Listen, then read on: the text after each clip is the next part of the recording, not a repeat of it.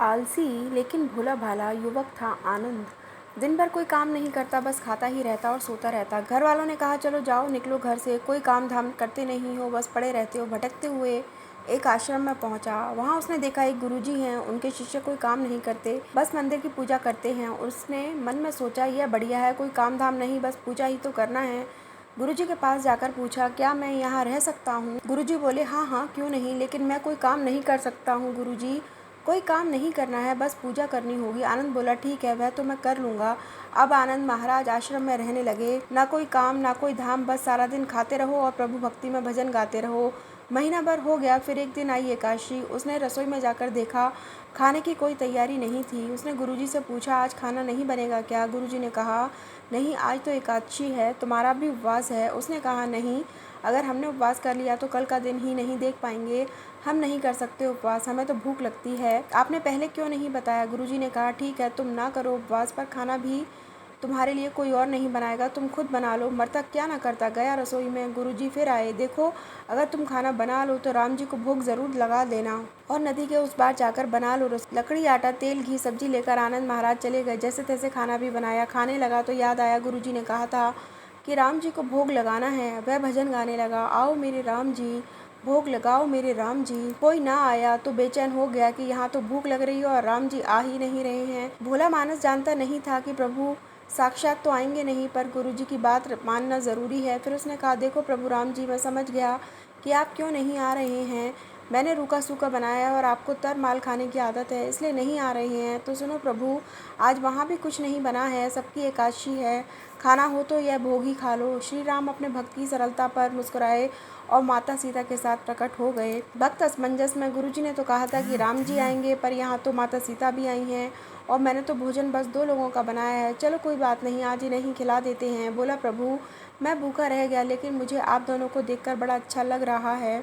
लेकिन अगली एकादशी पर ऐसा ना करना, पहले बता देना कि कितने जन आ रहे हो और हाँ, थोड़ा जल्दी आ जाना। राम जी की उसकी बात पर बड़े मुदित हुए, प्रसाद ग्रहण करके चले गए।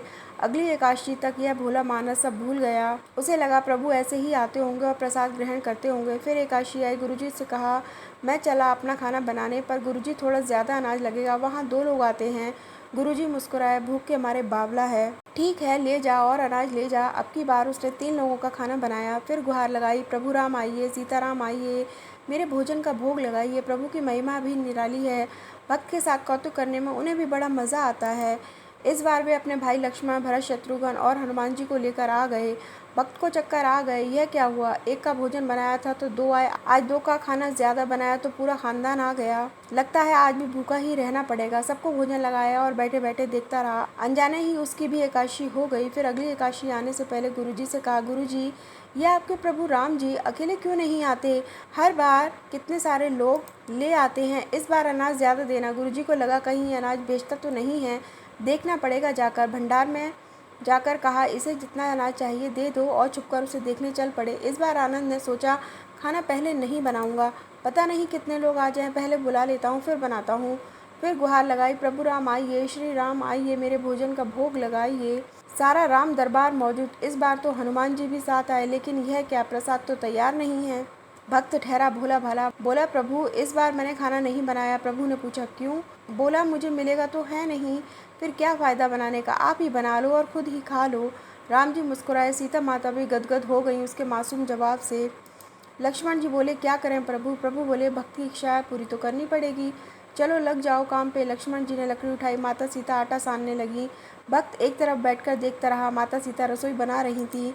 इधर गुरुजी ने देखा खाना तो बना नहीं, भक्त एक कोने में बैठा हुआ है। पूछा बेटा क्या बात है, खाना क्यों नहीं बनाया? बोला अच्छा किया गुरुजी आप आ गए, देखिए कितने लोग आते हैं प्रभु के साथ।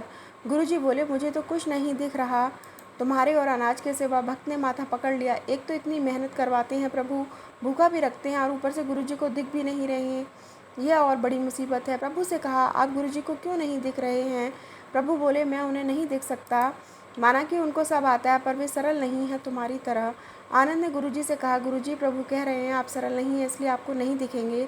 गुरुजी रोने लगे, वाकई मैंने सब कुछ पाया पर सरलता नहीं पा सका तुम्हारी तरह, और प्रभु तो मन की सरलता से ही मिलते हैं। प्रभु प्रकट हो गए और गुरुजी को भी दर्शन दिए। इस तरह एक भक्त के कहने पर प्रभु ने रसोई भी बनाई। अगर आपको ये वीडियो पसंद आई तो प्लीज़ हमारे चैनल को लाइक और सब्सक्राइब करिए, फ्रेंड्स के साथ शेयर करिए।